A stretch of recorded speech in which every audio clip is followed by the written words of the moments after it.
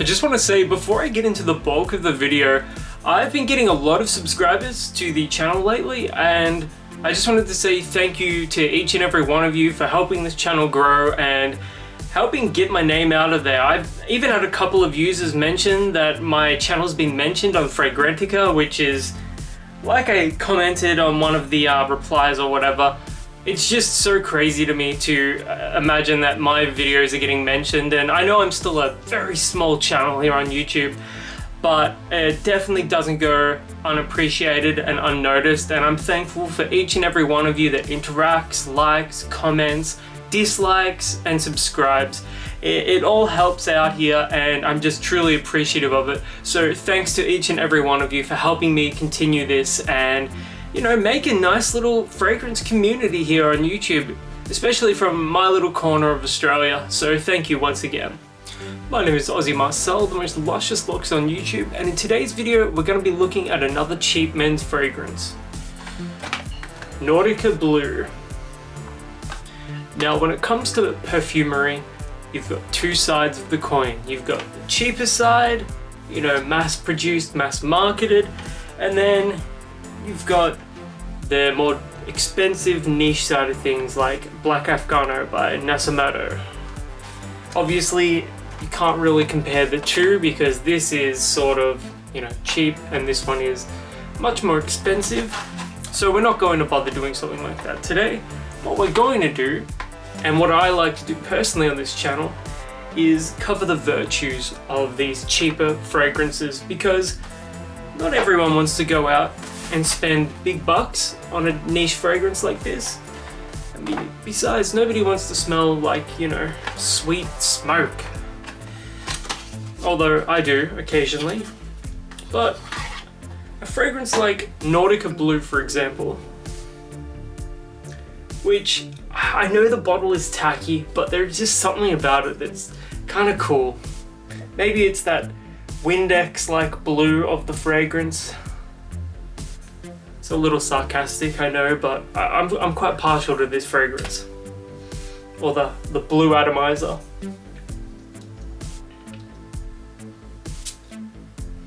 Atomizer isn't terrible for the price. This will set you back $14 Australian.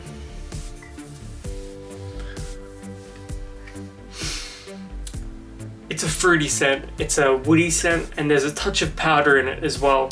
I've pulled up the note breakdown for you guys, so I'll just read that out for you.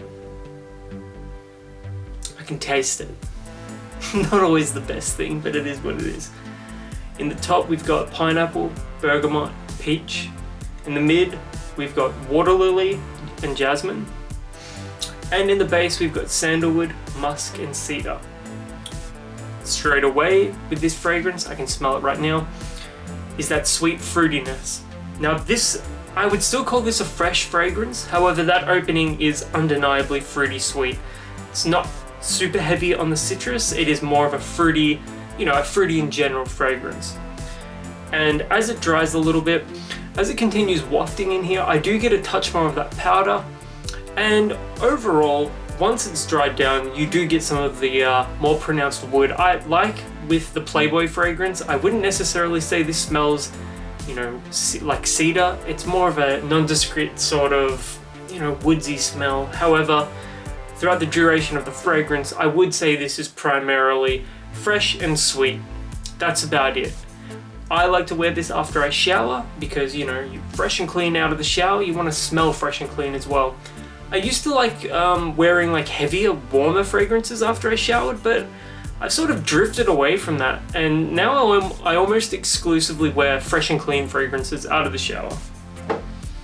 Let's just spray this on the skin and see how it goes on the skin.